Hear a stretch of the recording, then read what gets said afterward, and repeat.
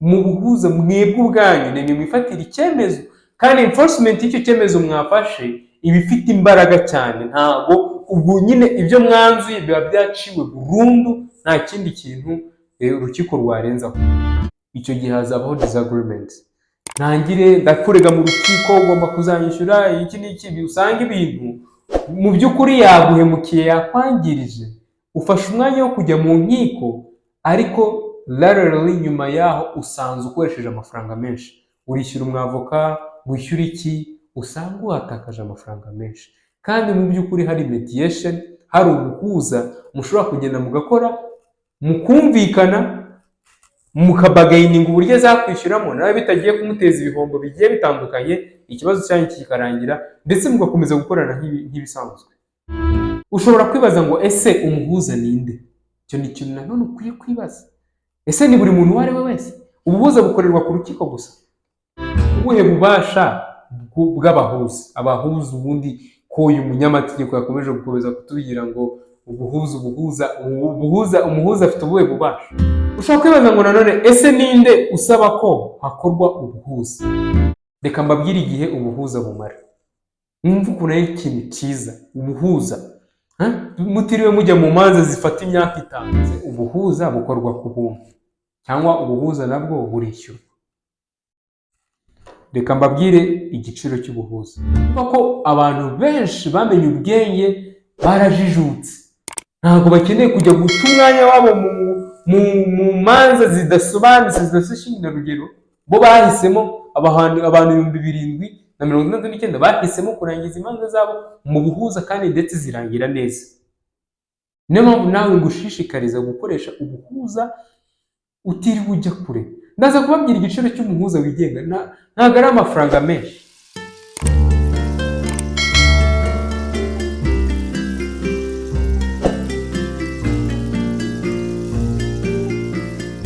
Mwiriwe neza, reka nongere mbashimire ni mwahisemo kubana natwe kuri YouTube channel Amategeko muri Sosiyete.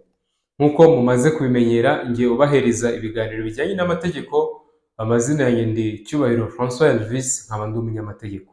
Uyu munsi nabateguriye ikiganiro cyiza cyane kireba buri munyarwanda wese. Murabizi ko hano hanze buri muntu wese ashobora gukenera gutanga ikirego mu rukiko bitewe n'uko umuntu yamuhemukiye. Murabizi neza ko turi munsi y'ubuhemu, aho abantu badashobora kumvikana, ariko impamvu nateguye iki kiganiro ni ukugira ngo nkangure abantu benshi bakunda gupfisha amafaranga yabo ubusa, cyangwa gutakaza amafaranga yabo no gutakaza igihe cyabo.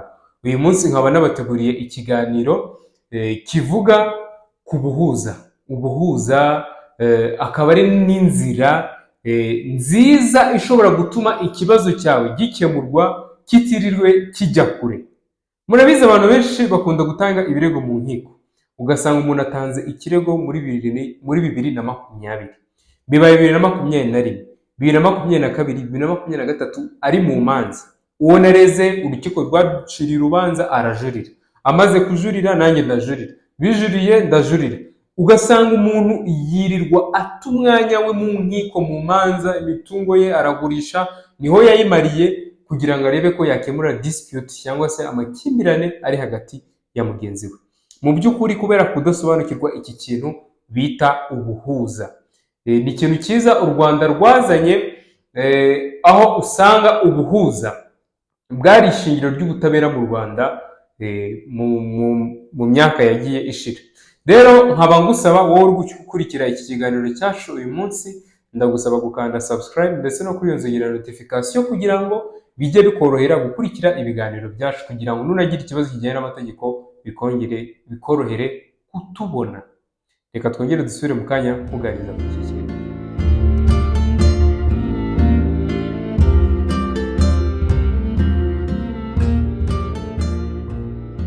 Murakoze cyane. Byaragaragaye ko ubuhuza bwari ishingiro ry'ubutabera mu Rwanda rwa mbere y'ubukoroni, kandi ko aho bwakoreshejwe bwagiye bufasha mu kurangiza cyangwa se mu gukemura imanza mu buryo bworoshye kandi bwihuse.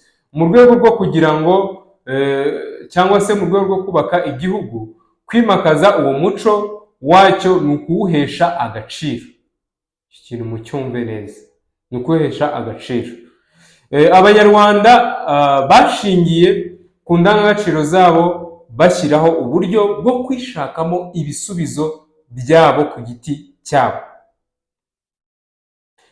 Ushobora kwibaza ngo ese ubuhuza bwaba inzira yo gukemura amakimbirane? Ubuhuza ni uburyo bwo gukemura impaka. Mwumve kino kintu neza. Ubuhuza ni uburyo bwo gukemura impaka n'amakimbirane bushingiye ku biganiro hagati y'impande zifitanye ibibazo. Niba mfitanye na mugenzi wanjye ikibazo, turagenda dushaka umuhuza, twicara aha, umwe yicara aha n'undi yicara aha ngaha, umuhuza yicare hagati yacu akemura ikibazo cyacu. Ndetse ni n'ibintu byemewe n'amategeko. Kugira ngo urumva ubuhuza bubaho kugira ngo izo mpande zombi zifitanye ibibazo zumvikane ubwazo ku mpaka ziri mu byo baregana cyangwa ziri mu bibazo byabo zifashijwemo n'umuhuza. Ibyo twakwita mu rurimi rw'amahanga restorative justice.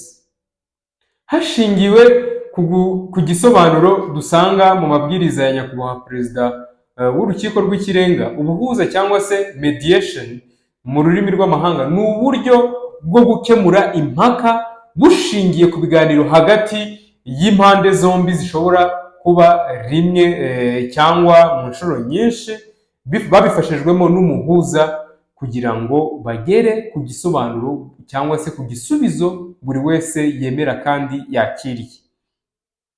Iyo habayeho ubuhuza, impande zombi zagiye gushaka umuhuza, icyemezo bashobora gufata ni icyemezo kiba gifite imbaraga cyane ku buryo iyo bafashe icyo cyemezo, urukiko nabwo urwarwo nta kindi kintu rwarenzaho. Iki kintu mucyumve neza. Abantu batiriwe bagenda ngo ngiye gutanga ikirego mu rukiko, tugiye kurega hehe na hehe, turege hehe na hehe. Hari systeme leta y'u Rwanda yadushiriyeho yitwa ubuhuza, mediation, yo gukemura ibibazo mutiriwe mujya mu manza gusanga abantu birirwa basiragira. Iki kintu mukwiye kukimenya. Ushobora kwibaza ngo ese akamaro k'ubuhuza ni akahe? Ko bari kutubwira ubuhuza, ubundi akamaro k'ubuhuza ni akahe? Ubuhuza bufite inyungu nyinshi kuko ari inzira y'ubutabera bwihuse. Mwumva icyo kintu, ni inzira y'ubutabera bwihuse. Bitandukanye no kujya gutanga ikirego mu rukiko, wari ufite ikibazo ukaba watanga ikirego ubu ngubu bakakubwira ngo ikirego cyawe, bakaguhereza urugero, bakavuga ngo uzaburana mu mwaka utaha. Urumva ni igihe cyawe kiba kigiye. Kandi ubuhuza bufite inyungu nyinshi kuko ari inzira y'ubutabera bwihuse, aho abafitanye ibibazo bagira uruhare runini mu gushakisha igisubizo kirambye. Kugarura umubano mwiza, urumva abantu bakoze ubuhuza ni ibintu bikorwa mu buryo bw'amagambo, bw'ibiganiro, ndetse n'ibintu bishobora kugarura umubano w'abantu bafitanye ibibazo no kubafasha mu iterambere rirambye, badakomeza gusiragira mu nkiko ku manza bishoyemo, birumvikana, cyangwa bakururiwe. Urumva hari igihe umuntu agushora mu manza cyangwa nawe ukazishoramo. Ibyo ni ibintu dukwiye kwirinda, tugakora icyo bita ubuhuza. Ubuhuza ni ikintu gikomeye cyane, gikomeye kuko ni ibintu biba no mu gihe gito. Rero akamaro k'ubuhuza kagaragarira mu nzego nyinshi. Muri zo twavuga urugero nk'izi ngizi zikurikira. Akamaro k'ubuhuza ku rwego rw'ubucamanza, judiciary. Reka tumaze turebe ese ni akahe kamaro k'ubuhuza ku rwego rw'ubucamanza. Ikintu cya mbere ni ukugabanya ibirarane, reduction of backlogs, birumvikana. Ubuhuza bukozwe ku manza zashikirijwe inkiko bugabanya ibirarane inkiko zimwe na zimwe zihura nabyo. Kuko urubanza rukemuriwe mu buhuza ruba rurangiye burundu, nta kindi kintu warurenzaho. Rukaba rudashobora gusubirwamo mu nzego z'ubucamanza, kandi bivanaho amakimbirane ashobora gufata imyaka myinshi uburanwa cyangwa se ababuranyi baburana mu nkiko. Iki kintu mucyumve neza. Turebe ubudakemwa n'ireme, quality and efficiency mu rurimi rw'amahanga. Harimo icyo bita kugabanyuka kw'ibirarane mu nkiko bituma inkiko zigira umwanya uhagije wo guca imanza. urumva iyo habayeho guhuza imanza ziba nkeya mu nkiko, urukiko rukagira umwanya uhagije wo guca imanza mu gihe gito ndetse no mu buryo bunoze, mu itangwa ry'ubutabera bifite umuvuduko, bigakorwa mu buryo bufite umuvuduko muke, bitihutishwa ngo hari urundi rubanza, mukore vuba mugende, mukore vuba mugende, bigakorwa mu buryo bworoshye, bikaba byafasha na babandi bafashe inzira zo kugana mu nkiko, imanza ziba nkeya mu nkiko. Reka turebe ishyirwa mu bikorwa ry'amasezerano y'ubuhuza, ibyo twakwita nka enforcement of settlement agreements. Kuba ubuhuza ari ubushake bw'impande zombi zifitanye amakimbirane. Ubuhuza ntabwo bushobora kubaho hatabayeho ubushake bw'impande zombi. Rero kuba ubuhuza ari ubushake bw'impande zombi zifitanye amakimbirane byoroshya ishyirwa mu bikorwa ry'ayo masezerano, kuko aba yumvikanyweho, bityo nta mpaka zishobora kuvuka mu buryo bwo kuyarangiza ngo zibe zasubizwa mu nkiko, nk'urugero nk'uko mu manza zakemuwe mu buryo busanzwe bigenda. Reka turebe ikindi kintu. Ese buriya ni akahe kamaro k'ubuhuza ku baturage? Mwa baturage mwe muri gukurikira iki kiganiro, ushobora kwibaza ngo ni akahe kamaro k'ubuhuza? Ubuhuza bufite akamaro gakomeye cyane kuri kominote nyarwanda. Mwumve iki kintu rwose, mwe mukurikira ibiganiro byacu kuri YouTube channel Amategeko muri Sosiyete, nk'uko mpora mbibabwira, ni YouTube channel yakorewe abanyarwanda. Ndagusaba kugira ngo wumve iki kintu, umenye ese ni akahe kamaro k'ubuhuza. Ubuhuza ni akahe kamaro bwazaniye abanyarwanda, cyane ko twarabibonye ko mu myaka ya kera n'ubundi ubuhuza bwahozeho. Reka turebe. Ikintu cya mbere, akamaro k'ubuhuza ni uguhuriza hamwe kw'imibereho, icyo twakwita nko mu rurimi rw'amahanga social cohesion. Umwihariko w'ubuhuza bushamikiye ku rukiko nuko buba bugamije guhuza mu bwumvikane impande zombi zifitanye amakimbirane, binyuze nk'urugero mu gutsindira inyungu kwa buri wese. Iyo habayeho ubuhuza, kuko aba ari ibiganiro, muraganira buri wese akamenya njye nzungukira he, bizagenda gute, iki, nyine hakabaho kumvikane, mugahuza ariko nanone mukumvikana ku cyemezo kiri buze gufatwa. Aho bitandukanye no mu manza, aho usanga buri gihe haba hari nk'urugero ikibazo cyatsinzwe. Urugero nk'uko mubibona kenshi mu manza zijya mu nkiko, usangaho hagaragara uwatsinze n'uwatsinzwe. Niko bigenda akenshi hagaragara uwatsinzwe. Bitandukanye no mu buhuza, ho bashobora kubumvikana. For example, let me give you an example. Niba ari nk'urubanza, njye nagiranye ikibazo n'umuntu bijyanye na business, twakoranye amasezerano ngo azanzanire ibi bintu, ntabwo yabizaniye ku gihe. Utiriwe ujya kumurega ngo bijye mu manza n'ibiki, ashobora kuba ubuhuza, mugakora bargaining, mukumvikana ngo uzanyishyura ngahe, bizagenda gute, mukumvikana, bigakorwa mu buryo bw'ubwumvikane, butavuze ngo muragenda muganire mu rukiko, muganire muvuge buri wese yisobanure, hagira undi muntu uza kubafatiraho icyemezo. Mu buhuza mwebwe ubwanyu ni mwifatira icyemezo, kandi enforcement y'icyo cyemezo mwafashe iba ifite imbaraga cyane. Ntabwo ubwo nyine ibyo mwanzuye biba byaciwe burundu, nta kindi kintu urukiko rwarenzaho. Sometimes kuri YouTube channel tugira abantu benshi bakurikira iki kiganiro baba bari hanze. Ibi ngibi twabyita mu rurimi rw'amahanga two warring parties in dispute into a common settlement through a win-win situation, unlike in litigation where there is always a win or loser situation. This is what we call mediation. Reka turebe ikindi kintu. Ubuhuza bushobora kugira akamaro wenda niba abantu bari bafite icyabatandukanyaga ndetse n'inzangano birangirira aho ngaho, kandi ubumwe hagati yabo bombi bukagaruka, bityo bikazamura imibereho yabo, ibazanira inyungu zitandukanye ku muryango cyangwa se mu miryango yabo bose baba babarizwamo cyangwa baba babamo. Ugasanga ni kampani runaka iri kurega indi kampani, mwaretse kujya mu nkiko, mukore mediation, mushake umuhuza abunge ikibazo cyanyu kibe settled kirangire. Reka turebe ikindi kintu, izindi nyungu z'ubuhuza.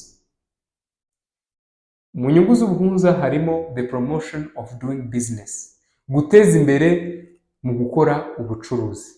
Ubuhuza bw'urukiko ni inkingi y'ingenzi mu gukora ubucuruzi. Nk'uko byavuzwe mbere, zimwe mu manza zifata igihe kinini. Imanza nyinshi usanga zifata igihe kinini kugira ngo zirangire kubera inzitizi zitabura, wenda urugero zirimo nk'ikibazo cy'ibirarane, bityo rero uko gutinda bishobora kuba bibi. Abakora ubucuruzi bifuza ko amakimbirane yabo yakemuka vuba, cyane cyane mu bibazo by'ubucuruzi bwabo, kandi kimwe mu bisubizo by'ibi bibazo bahitamo ni ubuhuza. Aba business, nk'abantu bakora business for example, nibo ndi kwibandaho cyane, n'abandi benshi ariko niko bikorwa. Kanguhereza urugero mu bijyanye no gucuruza, nk'abantu bakora business. Usanze nk'urugero ngewe mfite kampani runaka, nahaye iyindi kampani kundeliveringa nk'ibikoresho. Iyo kampani itinda kuzanira ibikoresho, naho babizaniye bazana bimwe byangiritse, usanga ibikoresho byingezeho nk'uko ntabyifuzaga. Cyantumije nk'ibintu mu mahanga, cyangwa mbitumye nk'undi muntu ujya kubindangurira abizanye bitameze nk'uko nari mbikeneye. Icyo gihe hazabaho disagreement. Ntangire ndakurega mu rukiko, ugomba kuzanyishyura iki n'iki, usanga ibintu mu by'ukuri yaguhemukiye, yakwangirije. Ufashe umwanya wo kujya mu nkiko, ariko rarely nyuma yaho usanze ukoresheje amafaranga menshi. Urishyura umwavoka, wishyura iki, usanga watakaje amafaranga menshi. Kandi mu by'ukuri hari mediation, hari ubuhuza mushobora kugenda mugakora, mukumvikana, mukabagayininga uburyo azakwishyuramo, nawe bitagiye kumuteza ibihombo bigiye bitandukanye, ikibazo cyanyu kikarangira, ndetse mugakomeza gukorana nk'ibisanzwe.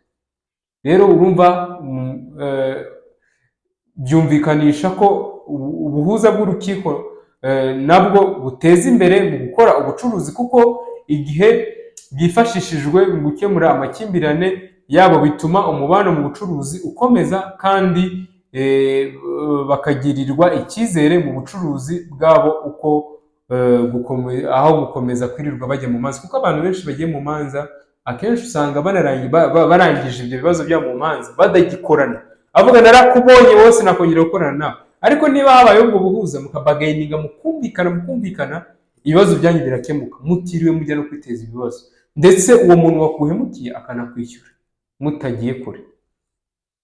Ushobora kwibaza ngo ese umuhuza ninde? Icyo ni ikintu nanone ukwiye kwibaza.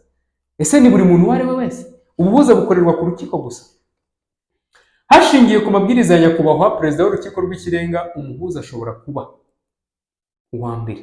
Umuhuza ashobora kuba umukozi w'urukiko, umwanditsi wakiriye abafatanya cyangwa se abafitanye urubanza mu nama ntegurarubanza, cyangwa umucamanza washyikirijwe urwo rubanza ashobora kuba umuhuza.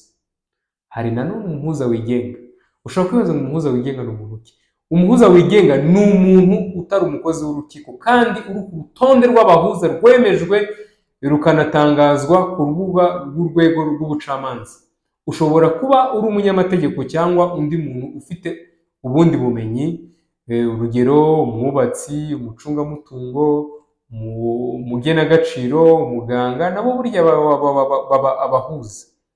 Naho umuganga mushobora kugira ibyo mutumvikanaho, kugira ibyo mu manza ngo ugiye kurega, wenda ari nk'abaforomo bagiranye ikibazo, mukareba umuhuza nk'umuganga, ikibazo cyanyu kikaba settled, kigakemuka, kandi kigakemuka burundu, bikarangira aho ngaho bitiriwe bijya mu manza. Kugeza ubu ubuhuza bushamikiye, wenda urugero nk'ubuhuza bushamikiye ku nkiko, what we call court annexed mediation, nibwo bukoreshwa ku birego byashyikirijwe inkiko. Muri ubwo hari ubukozwe n'umukozi w'urukiko, what we can call mediation initiated by the registrar of the court or conducted by the judge. N'ubukozwe n'umuhuza wigenga wemewe n'amategeko, what we can call mediation by a private accredited mediator. ikindi kintu nifuza ko twibaza ndetse tumenya, ese ni ubuhe bubasha bw'abahuza? Abahuza ubundi ko uyu munyamategeko yakomeje gukomeza kutubwira ngo umuhuza afite ubuhe bubasha? Abahuza bakemura ibibazo mbonezamubano, iby'ubucuruzi n'iby'umurimo n'iby'ubutegetsi, kuva ku rukiko rw'ibanze kugeza ku rukiko rw'ikirenga. Murumva ko abahuza bafite ububasha bukomeye cyane. Iyo bavuze ibibazo mbonezamubano, ubuzima bwa buri munsi abantu babanamo, agahene kanjye bimeze gute, twaguranye iki kintu, ni byinshi, uburyo abaturage babana mu buzima busanzwe mbonezamubano. Ubu nabahereza urugero rw'ibibazo mbonezamubano. Nk'urugero, nshaka guhana divorce, hari amakimbirane nagiranye n'umugore wanjye, umuntu namugurishije ubutaka bigenda gutya, ibintu nk'ibyo ngibyo. Ushobora kwibaza ngo nanone, ese ninde usaba ko hakorwa ubuhuza? Umuburanyi uwo ari we wese ashobora gusaba ko habaho ubuhuza, akabigaragaza mu mwanzuro utanga ikirego cyangwa uwo kwiregura. Umwanditsi w'urukiko abimenyesha undi muburanyi, akamushyikiriza iyo nzira y'ubuhuza, babyemeranyaho, bakihitiramo nanone umuhuza bihitiyemo. Mushobora nanone kwihitiramo umuhuza, mukavuga ngo twebwe dushaka ko uyu muntu ari we uduhuza.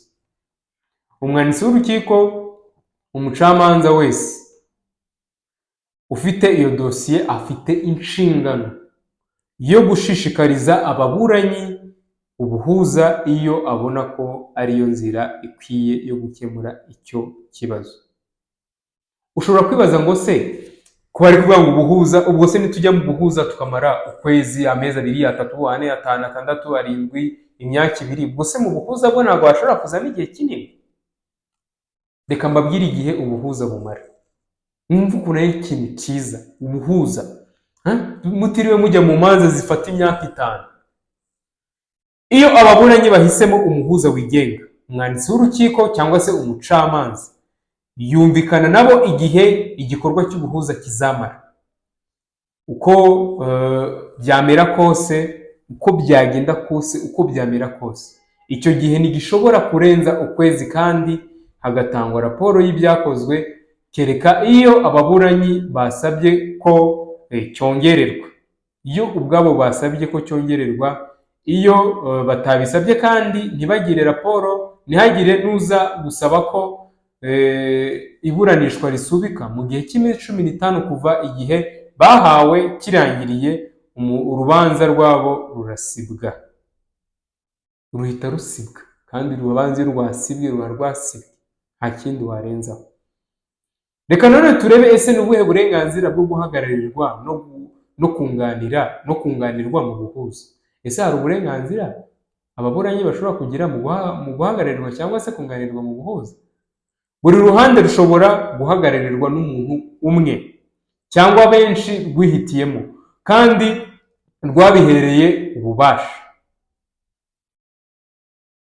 Urumva bumwe mu bubasha batanga ni ububasha bwo gufata icyemezo. Niba umuntu umubwiye ngo agiye kuguhagararira mu buhuza, uramuhereza n'ububasha bwo kugira ute, bwo gufata icyemezo byose bikenewe, kandi rukagaragaza igihe bisabwe, ikimenyetso cy'ubwo bubasha bwo guhagararira umuntu runaka.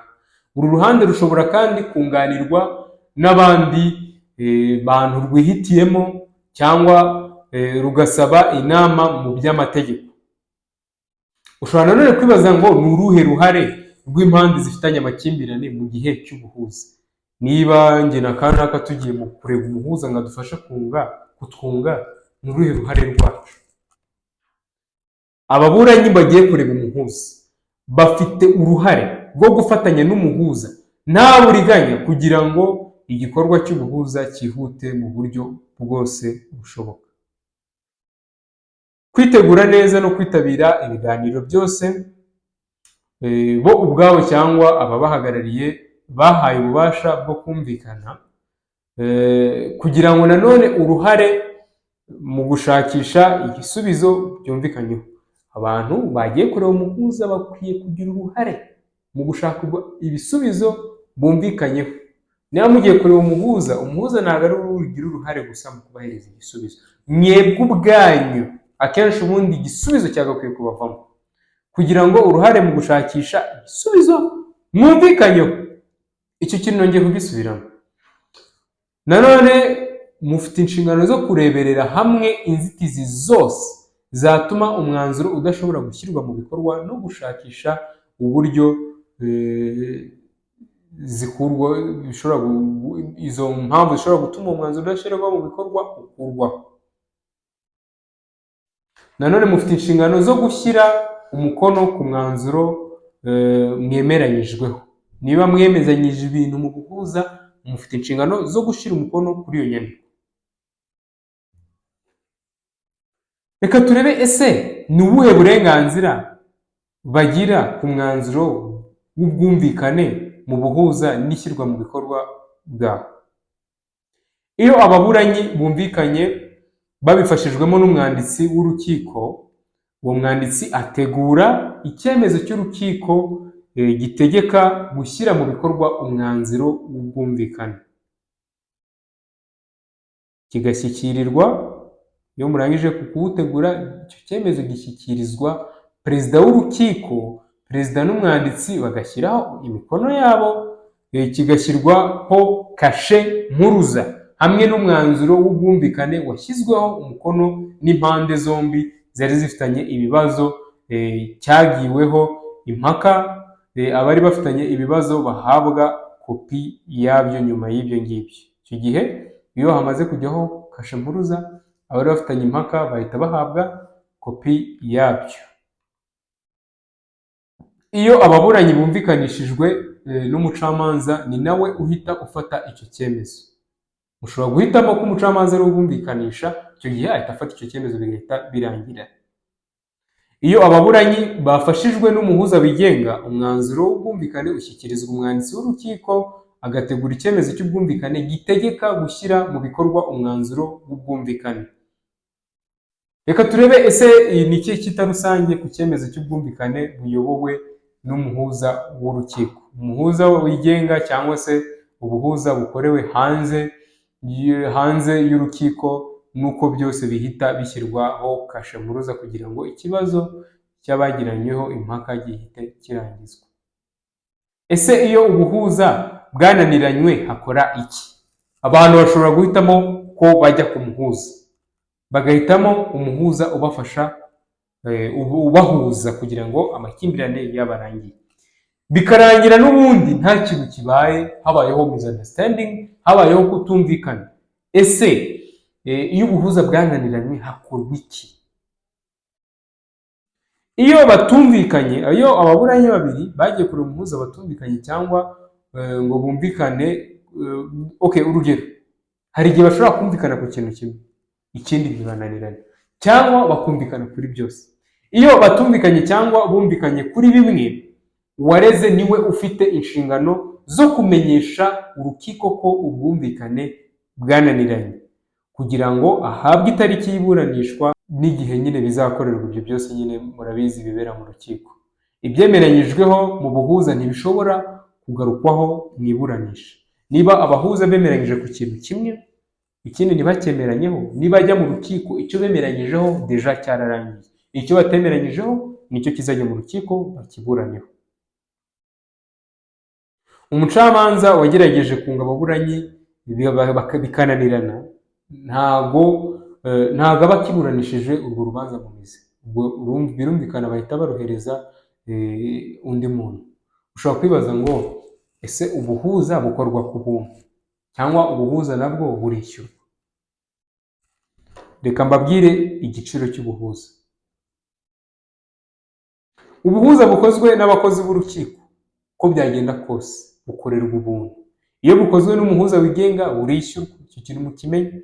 Niba muhisemo ko ari umukozi w'urukiko ubafasha, ubahuza, ubakorera mediation, icyo gihe bizakorerwa ku buntu. Nimushaka umuhuza wigenga muzamwishyura. Amategeko n'amabwiriza, urugero hari legal frameworks zigenderwaho. mushobora kwibaza ese ibi bintu by'ubuhuza ko bari kubivuga biremewe ubundi mu mategeko. Iyo urebye itegeko nomero 22/2018 ryo kuwa 29 z'ukwa 2018 ryerekeye imiburanishirize y'imanza z'imbonezamubano z'ubutegetsi n'iz'umurimo n'iz'ubucuruzi, ingingo ya 28 ivuga ko kunga ababuranyi bikorwa mu muhango wihariye bigakorerwa na raporo yihariye, umwanditsi ashobora no kuboherereza ku bahuza bigenga cyangwa agasaba perezida w'urukiko kugena umucamanza wumvikanisha ababuranyi igihe bashaka kumvikana. Iyo urebye ingingo y'9 ivuga ko umucamanza ashobora gushyikiriza ababuranyi gushishikariza ababuranyi gukoresha ubwunzi iyo abona ko ari bwo buryo buboneye mu kurangiza impaka. Ashobora nanone kubunga ubwe cyangwa akaboherereza ku muhuza agasubika urubanza mu gihe ubwunzi burimo gukorwa. Hashingiwe ku mabwiriza nomero 001/2019 yo kuwa 5 z'ukwa 12/2019 ya perezida w'urukiko rw'ikirenga yerekeye ubwunzi mu manza z'imbonezamubano, hashyizweho abahuza bigenga mu manza zaregewe inkiko, accredited court mediators.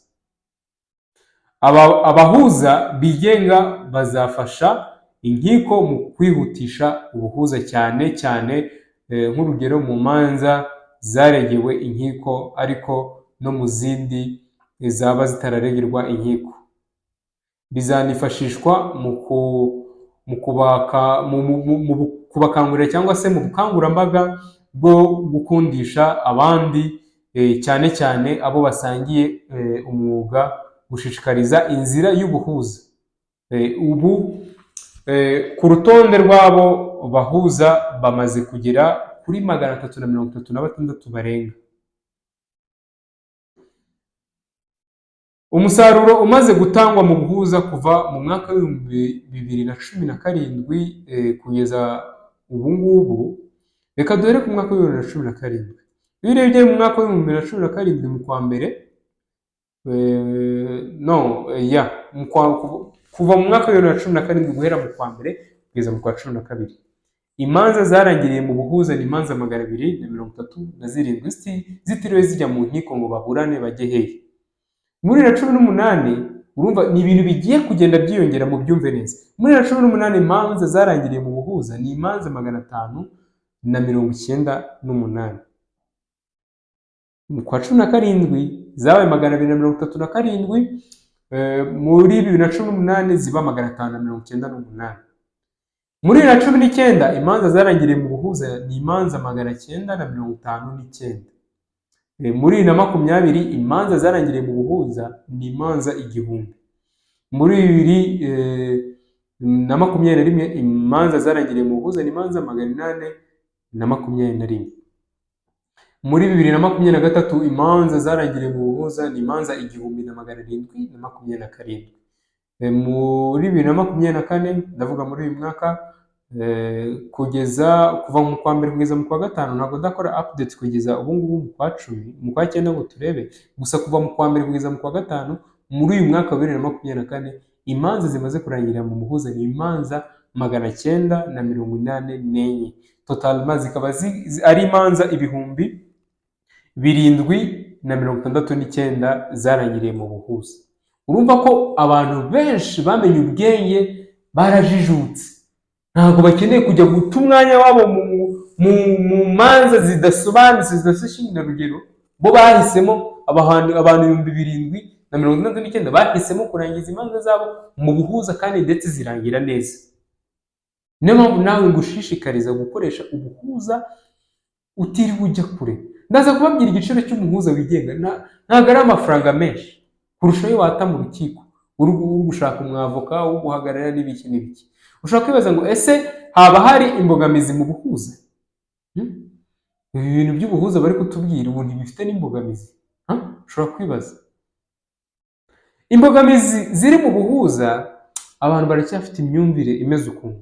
Niyo mpamvu hakwiye guhindurwa imyumvire iva mu rukiko ijya mu buhuza. Mindset shift from litigation to the mediation.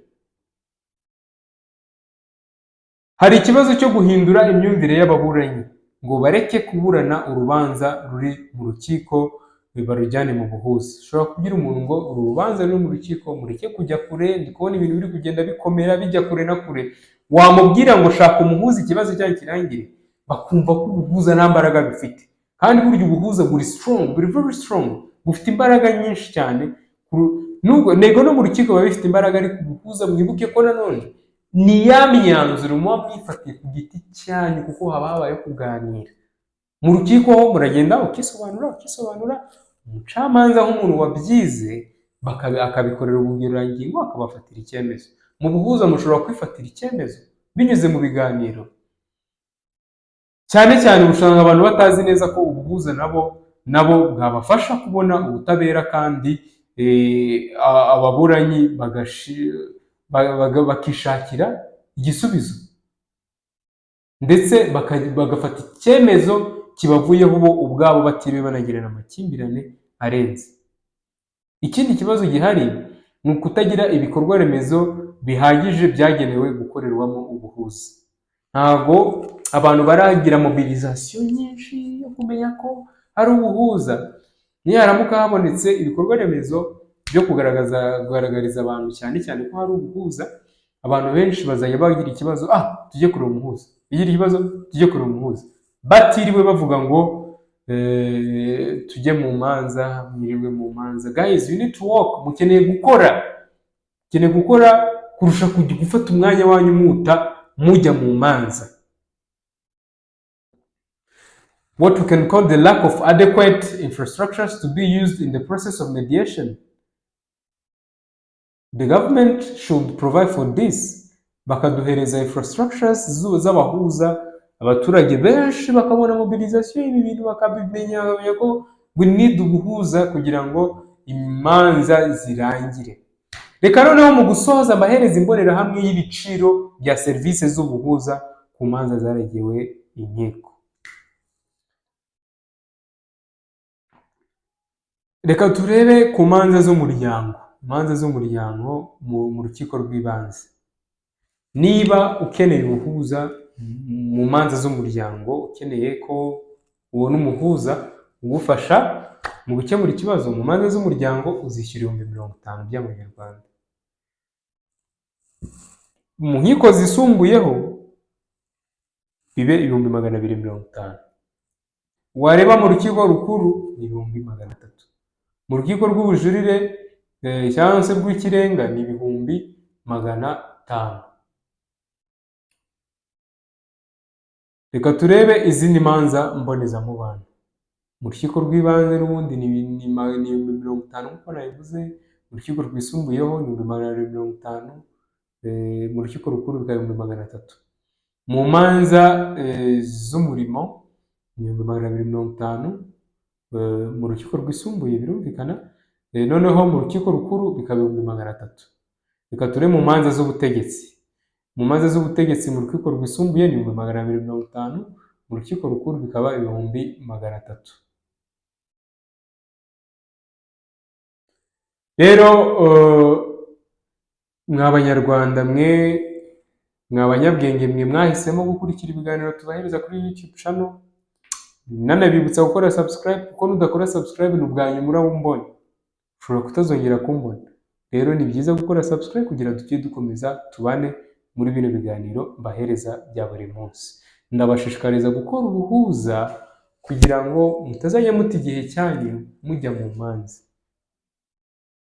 Ntabwo ari byo, ntabwo bikwiye ko umuntu ata udufaranga twe. Hari n'abagurisha n'igihe ujya mu manza bikarangira n'imirimo yawe n'ibiki byose bigiye. Nk'urugero ukajya mu manza ukishora mu bindi bintu bya kure, ukaba wacibwa amafaranga udafitiye ubushobozi bitewe nyine no gusiragiza umuntu umujyana mu manza. Wacibwa amafaranga udafitiye ubushobozi, wayabura bakaba bagurisha umutungo wawe. Rero ni byiza ko banyarwanda banyarwandakazi mwese mumenya agaciro k'ubuhuza. Igihe uhuye n'ikibazo ukaba watekereza kujya mu buhuza utiriwe ujya mu nkiko. Murabizi neza ko akenshi usanga zitwara igihe kinini bitewe n'uko ababuranyi aba ari benshi, abantu bagira ibibazo aba ari benshi. murakoze cyane, abashimire mubanye natwe muri iki kiganiro, mugire isuku.